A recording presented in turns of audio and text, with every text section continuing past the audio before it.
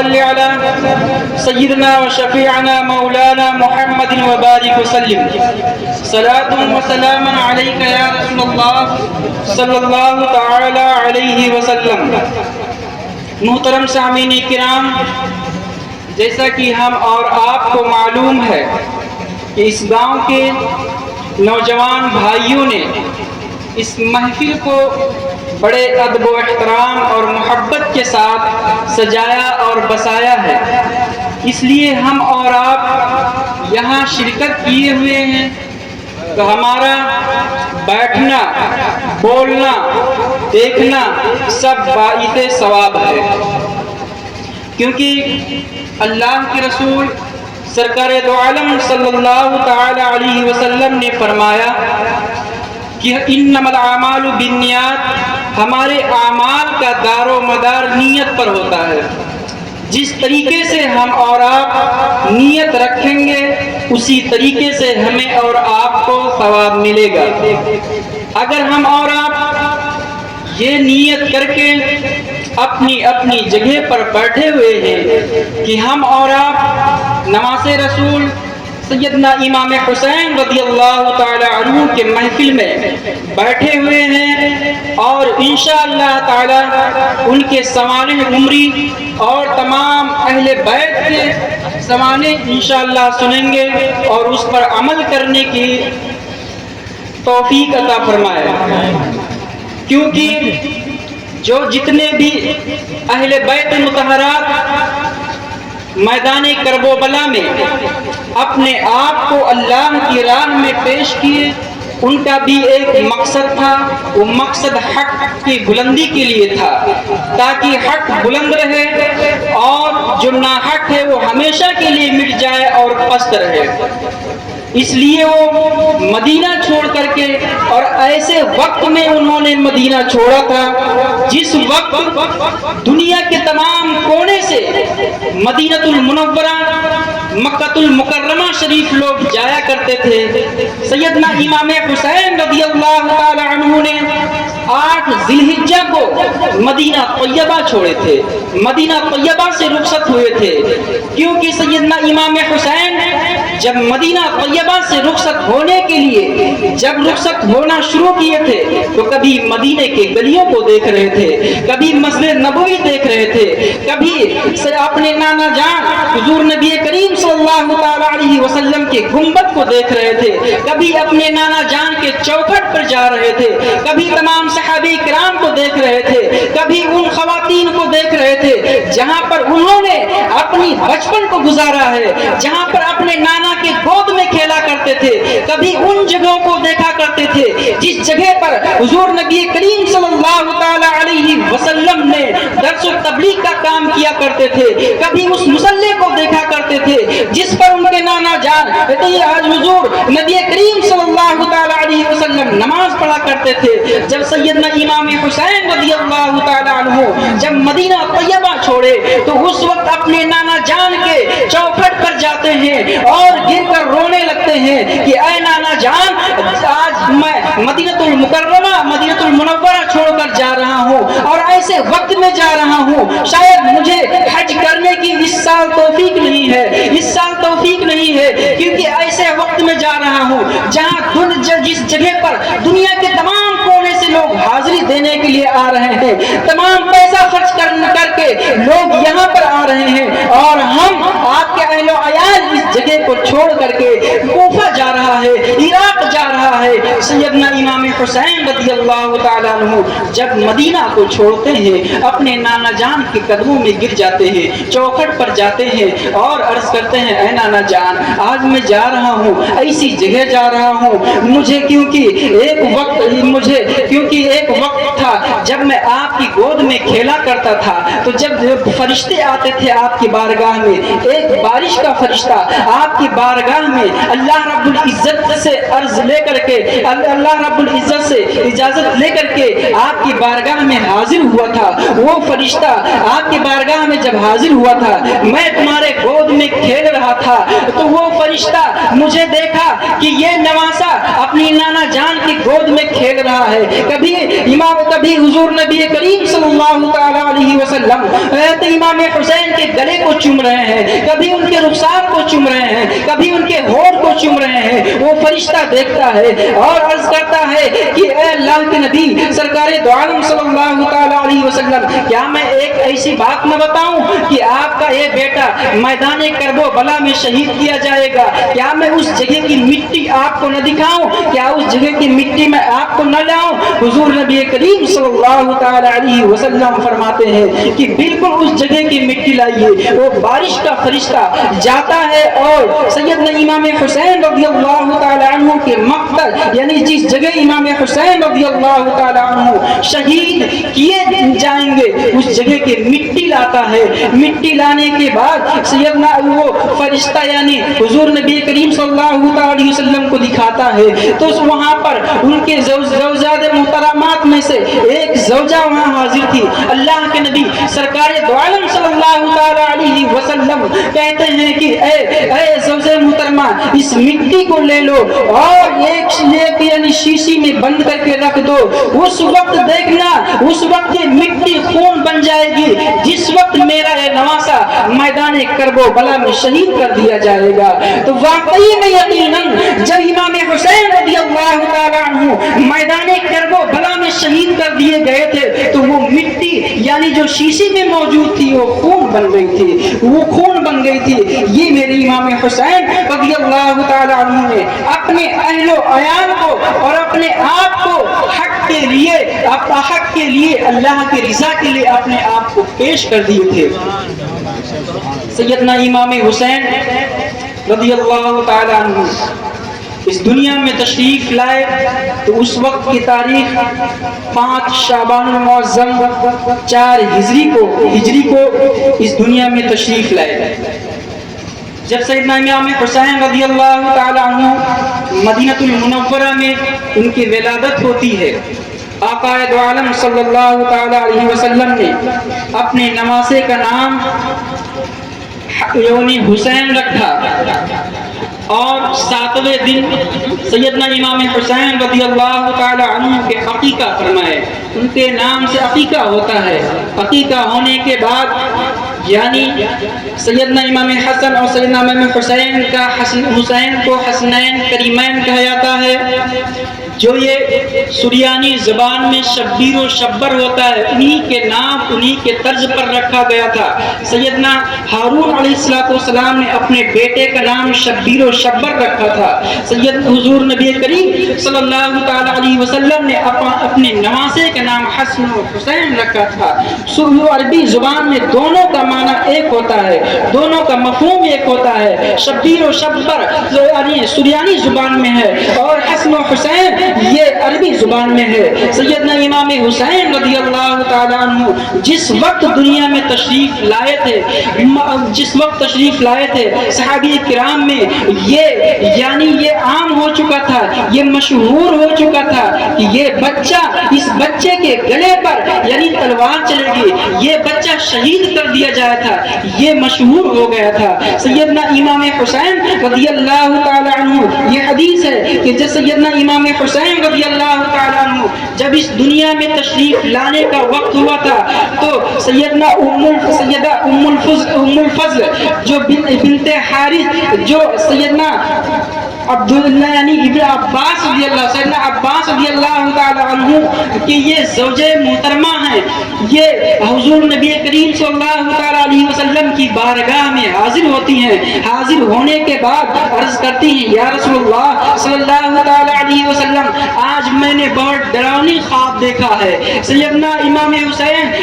آج میں نے بہت ڈراؤنی خواب دیکھا ہے۔ حضور نبی کریم صلی اللہ تعالی علیہ وسلم فرماتے ہیں وہ خواب کیا ہے؟ وہ خواب بتائیے کہ ام الفضل بنت حارث رضی اللہ تعالی عنہا بیان کرتی ہے کہ یا رسول اللہ صلی اللہ تعالی علیہ وسلم، آج میں نے جو یہ خواب دیکھا ہے، یہ خواب یہ ہے کہ آپ کے جسم اطہر سے ایک ٹکڑا کاٹ کر میرے گود میں رکھ دیا گیا ہے۔ اللہ کے نبی سرکار دو عالم صلی اللہ تعالی علیہ وسلم فرماتے ہیں آپ کا خواب سچ ہے، آپ نے بہترین خواب دیکھا ہے، اچھا خواب دیکھا ہے، کیونکہ سیدہ فاطمہ زہرا رضی اللہ تعالی عنہا کے گھر ایک یعنی نور بچہ پیدا ہوگا جس کا نام حسین رکھا جائے گا، اس کو آپ کی گود میں دیا جائے گا۔ سرکار اعلیٰ حضرت فرماتے ہیں تیری نسل پاک میں ہے بچہ بچہ نور کا، تیری نسل پاک میں ہے بچہ بچہ نور کا، تو ہے عین نور تیرا سب گھرانہ نور کا۔ جب امام حسین رضی اللہ تعالیٰ عنہ دنیا میں تشریف لائے، تشریف لانے کے بعد سیدنا امام حسین رضی اللہ تعالیٰ عنہ کو پرورش دی گئی، وہ بڑے ہوئے تو سیدنا امام حسن اور سیدنا امام حسین رضی اللہ تعالیٰ عنہ کی چھٹائی اور بڑائی میں تقریباً 1 سال کچھ مہینے کی چھٹائی اور بڑائی ہے۔ جب سیدنا امام حسن اور سیدنا امام حسین چلنے یعنی چلنے پھرنے کے قابل ہو گئے، جب چلنے لگے تو اس وقت اور لکھنا شروع کر دیے، پڑھنا شروع کر دیے، تو اس وقت انہوں نے ایک تختی پر اپنی تحریر لکھتے ہیں، لکھنے کے بعد اپنے والد محترم سیدنا علی رضی اللہ تعالی عنہ کے خدمت میں حاضر ہوتے ہیں۔ حاضر ہونے کے بعد کہتے عرض کرتے ہیں کہ اے والد گرامی، آج ہم دونوں بھائیوں نے تختی پر کچھ لکھا ہے، اس کو آپ یہ بتا دیجئے کہ کس کی تحریر اچھی ہے، کس کی تحریر اچھی نہیں ہے، یعنی ہم دونوں میں کس کی تحریر زیادہ بہتر ہے۔ سیدنا علی رضی اللہ تعالیٰ عنہ دیکھتے ہیں، کبھی سیدنا امام حسن کو دیکھتے ہیں، کبھی امام حسین کو دیکھتے ہیں، کبھی تحریر کو دیکھتے ہیں اور کہتے ہیں کہ اگر ہم کسی ایک کے طرف یعنی اچھا بتا دیں گے کہ تو سیدنا اگر ہم امام حسن کو بتاتے ہیں کہ ان کی تحریر اچھی ہے تو سیدنا امام حسین کو دکھ ہوگا، اگر ہم امام حسین کو بتاتے ہیں ان کی تحریر اچھی ہے تو سیدنا امام حسن کو دکھ ہوگا، تو کیوں نہ ان کی والدہ کے پاس بھیج دیا جائے۔ وہ کہتے ہیں جاؤ اپنی امی جان کے پاس جائیے، وہ اس کا فیصلہ کریں گے۔ جب وہ دونوں بچے یعنی امام حسن اور امام حسین اپنی والدہ محترمہ کے پاس پہنچتے ہیں، پہنچنے کے بعد اپنی تختیوں کو رکھ دیتے ہیں، رکھنے کے بعد عرض کرتے ہیں کہ اے والدہ محترمہ آپ یہ فرما دیجئے، یہ فیصلہ کر دیجئے، یہ انصاف کر دیجئے، یہ بتا دیجئے کہ ہم دونوں میں کس کی لکھاوٹ اچھی ہے، کس کی تحریر اچھی ہے۔ جب سیدہ فاطمہ رضی اللہ تعالی عنہ دیکھتی ہے کہ تختی تو دونوں ایک جیسی ہے اور وہ کبھی اپنے اپنے بڑے بیٹے کو دیکھ رہی ہیں، کبھی اپنے چھوٹے بیٹے کو دیکھ رہی ہیں، کبھی تختی کو دیکھ رہی ہیں اور سوچتی ہیں کہ اگر ہم کسی ایک کی طرف فیصلہ کریں گے تو ضرور کسی ہمارے بیٹوں میں سے کسی ایک بیٹے کو دکھ ہوگا، کیوں نہ ان کے نانا جان کے پاس بھیج دیا جائے۔ جب سیدہ فاطمہ رضی اللہ تعالی عنہا فرماتی کہ اے میرے بیٹے تو اپنے نانا جان کے پاس کیوں نہیں چلے جاتے ہو، وہ دنیا کے تمام لوگوں کا فیصلہ کرتے ہیں، کیونکہ اللہ نے انہیں مالک و مختار بنایا ہے، دونوں جہان کا مالک بنایا ہے، تو وہ ان کے پاس جائیے، وہ فیصلہ کریں گے۔ جب وہ دونوں بچے یعنی امام حسن امام حسین اپنے نانا جان کے قدموں میں جاتے ہیں اور عرض کرنے لگتے ہیں کہ اے نانا جان آپ ہمارے دونوں بھائیوں کے تختی کو دیکھیے، ان لکھاوٹوں کو دیکھیے کہ ان کی لکھاوٹ اچھی ہے، ان کی زیادہ بہتر ہے، اچھی تو دونوں کی ہے۔ جب وہ اپنے نانا جان کی خدمت میں حاضر ہو رہے ہیں، تختی کو رکھ دے رہے ہیں، جب حضور نبی کریم صلی اللہ تعالی علیہ وسلم تختی پر نظر فرماتے ہیں، دیکھتے ہیں اور پھر اپنے دونوں نواسوں کے چہرے کو دیکھتے ہیں اور کہتے ہیں کہ میں تو امام حسین کے چہرے کو بھی چومتا ہوں، امام حسن کے چہرے کو بھی چومتا ہوں، امام حسین کے گلے کو بھی چومتا ہوں، امام حسن کے گلے کو بھی چومتا ہوں، میں اپنے دونوں بچوں کے ہونٹوں کو چومتا ہوں، تو کیسے کسی ایک کی طرف ہم فیصلہ کر سکتے ہیں۔ تو سیدنا حضور نبی کریم صلی اللہ علیہ وسلم اللہ کی بارگاہ میں عرض گزار ہوتے ہیں، آسمان سے سیدنا جبریل علیہ السلام حاضر ہوتے ہیں، حاضر ہونے کے بعد وہ ایک سیب اچھالتے ہیں، سیب حاضر کرتے ہیں، سیب حاضر کرنے کے بعد اس سیب کو اچھالتے ہیں، اچھالنے کے بعد کہتے ہیں کہ اس سیب کو اچھال دیتے ہیں، اور جب وہ سیب حاصل ہوتا ہے تو اپنے دونوں بچوں کو بتاتے ہیں کہ یہ سیب ہے، یہ تختی پر گرے گی، جس کی تختی پر گرے گی اس کی لکھاوٹ اچھی ہوگی، یعنی زیادہ بہتر ہوگی۔ سیدنا حضور نبی کریم صلی اللہ علیہ وسلم سیدنا جبریل امی رضی اللہ تعالی سیدنا جبریل امی علیہ السلام کو حکم دیتے ہیں، وہ سیب کو اچھالتے ہیں، سیب اچھلتا ہے، اللہ کے حکم سے اوپر یہ سیب دو ٹکڑوں میں تقسیم ہو جاتا ہے، ایک ٹکڑا سیدنا امام حسن کی لکھاوٹ پر گرتا ہے، ایک ٹکڑا سیدنا امام حسین کے تختی پر گرتا ہے، اور وہ سیب یہ فیصلہ کر دیتا ہے کہ دونوں کی لکھاوٹ اچھی ہے، دونوں میں کچھ بھی فرق نہیں ہے، دونوں کی لکھاوٹ اچھی ہے۔ دونوں نے اپنے جب وہ سیب گرا تختی پر تو دونوں نے اپنے خوشی خوشی اپنے نانا جان کے ہاتھوں کو چومنا شروع کر دیتے ہیں۔ یہ حضور نبی کریم صلی اللہ تعالی علیہ وسلم نے اپنے دونوں بیٹوں کی محبت تھی یہ کہ جو سیدنا جبریل امی علیہ السلام فیصلہ کرتے ہیں اللہ رب العزت کے حکم سے۔ یہ سیدنا امام حسین اور سیدنا امام حسن کا مقام ہے۔ اس وقت کیا گزرا ہوگا حضور نبی کریم صلی اللہ تعالی علیہ وسلم پر جب نماز رسول سیدنا امام حسین کے گلے پر چھری رکھی ہوگی، ان کے گلے پر تلوار رکھا گیا ہوگا، انہیں زخمی کیا گیا ہوگا، ان کے جسم اطہر پر گھوڑے دوڑائے ہوں گے، ان کے تمام اہل عیال کو ننھا علی اصغر جو 6 مہینہ کا تھا، ایک دم ننھا تھا، اس کے یعنی حلقوم میں جب تیر پیش کیا گیا تھا، اس وقت نانا جان امام یعنی اللہ رب العزت کے رسول کو یعنی حضور نبی کریم صلی اللہ علیہ وسلم پر کیا گزرا ہوگا جب سیدنا امام حسین کا یہ مرتبہ ہے تو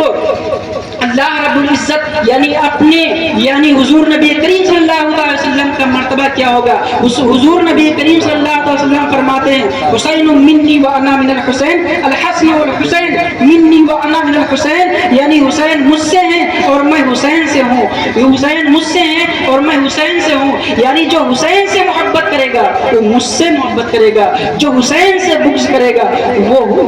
مجھ سے بغض کرے گا، جو یعنی حسین سے حسد کرے گا، حسد و کینہ کرے گا، وہ مجھ سے حسد و کینہ کرے گا۔ یہ اللہ کے نبی فرماتے ہیں، جب حضور نبی کریم صلی اللہ تعالی علیہ وسلم کے نواسے رسول سیدنا امام عالی مقام جب مدینہ المنورہ چھوڑے، اس وقت تقریباً 72 نفوس قدسیہ تھے جو ان کے ساتھ مدینہ المنورہ سے 8 ذی الحجہ کو روانہ ہونے کے بعد جب وہ قافلہ سیدنا امام حسین کا قافلہ پہنچتا ہے یعنی مدینہ کو چھوڑ دیتا ہے، مدینے والے ان کو دیکھتے رہتے ہیں، جب وہ قافلہ یعنی ان کے آنکھوں سے اوجھل ہو جاتا ہے، ایک ایسے مقام پر پہنچتا ہے، وانی میں ایک ایسے مقام پر پہنچتا ہے، راستے میں کئی جگہوں پر انہوں نے خیمہ ڈالے، کئی جگہوں پر پڑاؤ ڈالے، جب سیدنا امام حسین کا خیمہ یعنی ایک ایسے مقام، اس مقام کا نام ذی ہشم ہوتا ہے، اس مقام پر جب پہنچتے ہیں تو وہاں اس وقت ایک محرم ہوتا ہے یعنی 61 ہجری میں سیدنا امام حسین رضی اللہ تعالیٰ عنہ اپنی اہل و عیال اور تمام لشکر کے ساتھ ذی ہشم میں پہنچتے ہیں۔ ذی ہشم میں جب وہ پہنچتے ہیں خیمہ پذیر ہو جاتے ہیں، خیمہ ڈال دیتے ہیں، اپنی جگہوں پر لوگ آرام کرنا شروع کر دیتے ہیں، تو تھوڑی دیر کے بعد دیکھتے ہیں کہ ایک لشکر آ رہی ہے جو یعنی کچھ یعنی گرد و غبار اڑ رہا ہے، جب وہ گرد و غبار قریب ہوتے چلا جا رہا ہے، جب دیکھتے ہیں کہ اس میں گھوڑے دوڑ رہے ہیں، اونٹ آ رہے ہیں، کچھ افراد آ رہے ہیں، جب سیدنا امام حسین کے خیمے کی طرف جب وہ لوگ پہنچتے ہیں تو دیکھتے ہیں کہ وہ ہر کی لشکر تھی، وہ ہر جو سپہ سالار تھا 1000 سپاہیوں کے ساتھ سیدنا امام حسین رضی اللہ تعالی عنہ کو گھیر لیتا ہے. گھیرنے کے بعد امام حسین رضی اللہ تعالیٰ عنہ کے پاس پہنچنے کے بعد امام حسین جب دیکھتے ہیں کہ وہ لشکر اتنی تپش اتنی شدت میں وہ پہنچ رہے ہیں, بھوک اور پیاس سے نڈھال ہو رہے ہیں, سیدنا امام حسین رضی اللہ تعالیٰ عنہ کے پاس جو بھی پانی تھا وہ ان کے لشکروں کو پلاتے ہیں, ان کے گھوڑوں کو پلاتے ہیں, ان کے اونٹوں کو پلاتے ہیں, 1000 سپاہیوں کو پلاتے ہیں. 1000 سپاہی جب پی لیتے ہیں, پینے کے بعد سیدنا جب امام حسین کی ہمدردی کو دیکھتا ہے, ان کے ہمدردی کو دیکھنے کے بعد کہتا ہے تو بڑی سخاوت والے ہیں, یہ بڑے احترام والے ہیں. سیدنا امام حسین رضی اللہ تعالیٰ عنہ جب پانی پلا لیتے ہیں تو اس وقت یعنی ظہر کا وقت ہو جاتا ہے, اذان کا وقت ہو جاتا ہے.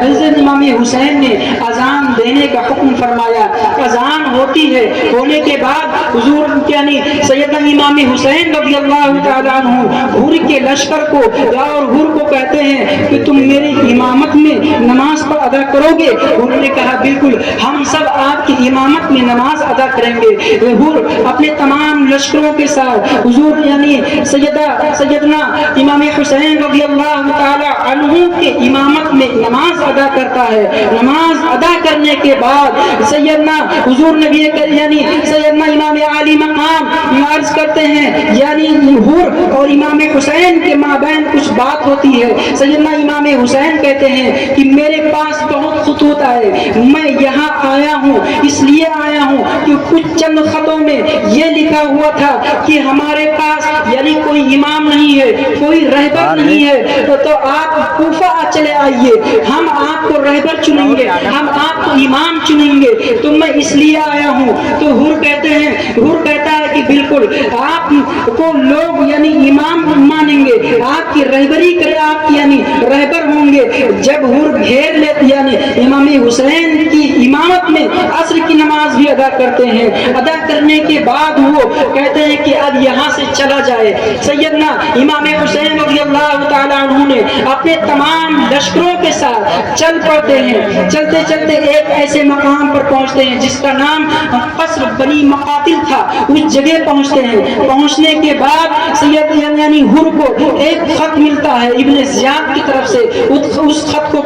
پڑھتے ہیں. پڑھنے کے بعد سیدنا امام حسین رضی اللہ تعالیٰ عنہ کو کہتے ہیں کہ یہاں سے چلا جائے, یہ دوسری مقام پر ہم اور آپ ٹھہریں گے. سیدنا امام حسین نے اپنے تمام اہل و عیال کو لے کر چل دیتے ہیں. چلنے کے بعد ایک خط جب اور حور کے پاس پہنچتا ہے, اس خط میں یہ لکھا ہوتا ہے کہ انہیں ایک چٹیل میدان میں لے جایا جائے جہاں پر کوئی ہریالی نہ ہو. جب سیدنا امام حسین رضی اللہ تعالیٰ عنہ کو ایک ایسے چٹیل میدان میں ان تمام لشکروں نے لے کر گئے, جب چٹیل میدان میں وہ لشکر یعنی امام حسین کے تمام اہل و عیال کو لے کر پہنچتے ہیں تو وہ امام حسین رضی اللہ عنہ وہیں پر حکم ہوتا ہے یہ ابن زیاد کی طرف سے کہ آپ یہاں پر ٹھہر جائیے. سیدنا امام حسین فرماتے ہیں, عرض کرتے ہیں, لوگوں سے پوچھتے ہیں کہ یہ اس جگہ کا نام کیا ہے, اس مقام کا نام کیا ہے. کہ جب اس مقام کا نام بتایا گیا تو فوانی کربلا بتایا گیا.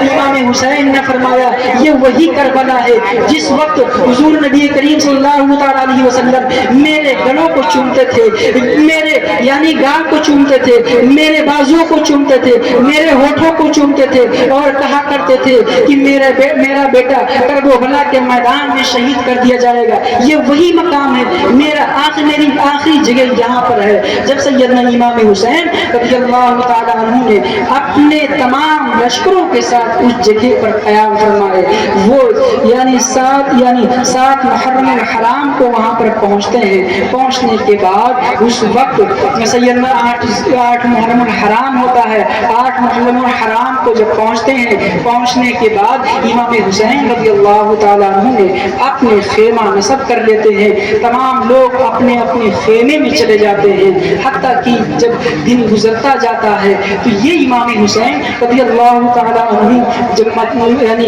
کوفہ کے سرزمین پر پہنچتے ہیں تو آج 7 محرم الحرام ہے، یہیں پر میں اپنی گفتگو کو ختم کرتا ہوں. انشاءاللہ تعالیٰ آگے کہ جو بھی فضائل باقی ہیں وہ ہمارے حضرت انشاءاللہ تعالیٰ آپ تک پہنچائیں گے. اس سے پہلے آپ نے جو بیانات سنا تھا ماشاءاللہ علامہ زبیر صاحب کا، ان کا بیان بھی ماشاءاللہ انہوں نے یہ بتایا تھے کہ محبت کیا چیز ہے. تو محبت کیا چیز ہے؟ محبت یہی ہے کہ ہم اور آپ دنیا میں ہیں تو سب سے زیادہ محبت اللہ کے رسول سرکار دو عالم صلی اللہ علیہ وسلم سے کریں، پھر اہل بیت سے کریں. یہی ہمارے اور آپ کو جنت کی راہ دکھائیں گے. اللہ رب العزت کی بارگاہ میں دعا ہے کہ مولا تعالی ہم سب